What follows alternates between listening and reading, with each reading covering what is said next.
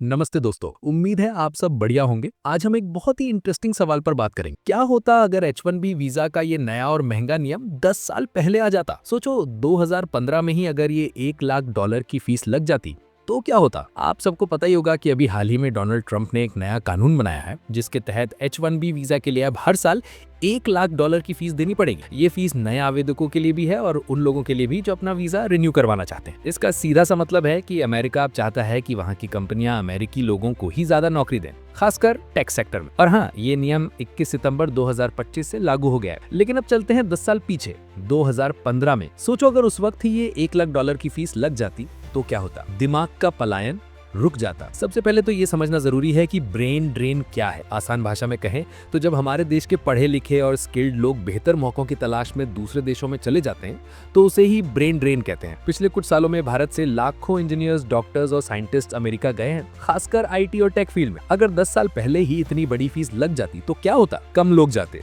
इतनी मोटी फीस देखकर बहुत से लोग शायद अमेरिका जाने का प्लान ही छोड़ देते। फोकस इंडिया पर होता। जो टैलेंट बाहर जा रहा था वो इंडिया में ही रहता और यहीं काम करता। छोटे शहर भी चमकते। सिर्फ बैंगलोर, हैदराबाद या दिल्ली जैसे बड़े शहर ही नहीं बल्कि छोटे शहरों के टैलेंट को भी इंडिया में ही मौके मिलते। अब इंडिया में क्या क्या बदलाव आते? पहला, स्टार्टअप क्रांति और इनोवेशन। जितने भी इंजीनियर्स और टेक एक्सपर्ट्स अमेरिका गए वो सब यहीं रहते। सोचो कितने नए नए स्टार्टअप शुरू होते। इंडिया इनोवेशन का एक बहुत बड़ा हब बन जाता। हम सिर्फ सर्विस प्रोवाइडर नहीं बल्कि दुनिया के लिए नए नए प्रोडक्ट्स और टेक्नोलॉजी बनाने वाला देश बनते। हमारा अपना सिलिकॉन वैली और भी ज्यादा मजबूत होता जहां दुनिया भर के इन्वेस्टर्स पैसा लगाने आते। दूसरा, नौकरियों की बाढ़। जब ज्यादा स्टार्टअप्स बनते और कंपनियां इंडिया में ही अपना टैलेंट रखती तो लाखों नई नौकरियां पैदा होती। ये सिर्फ हाई स्किल जॉब्स नहीं होती बल्कि सपोर्टिंग रोल्स, मैन्युफैक्चरिंग और सर्विस सेक्टर में भी ग्रोथ होती। युवाओं को बाहर जाने की जरूरत ही नहीं पड़ती क्योंकि उन्हें यहीं अच्छे पैकेज और करियर ग्रोथ के मौके मिलते। तीसरा, आर्थिक विकास। जब टैलेंट यहीं रहता और पैसा यहीं कमाया जाता तो हमारी इकोनॉमी को जबरदस्त बूस्ट मिलता। लोगों के पास खर्च करने के लिए ज्यादा पैसे होते जिससे डिमांड बढ़ती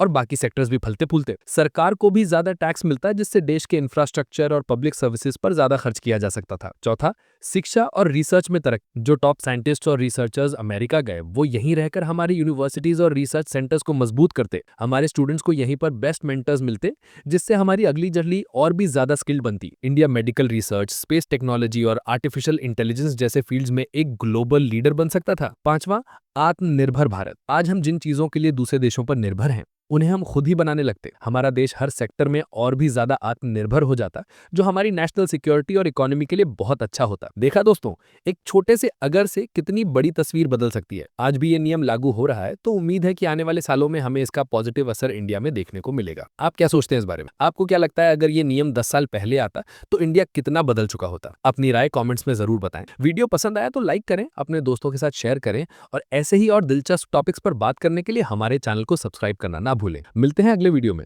तब तक के लिए अपना ध्यान रखें।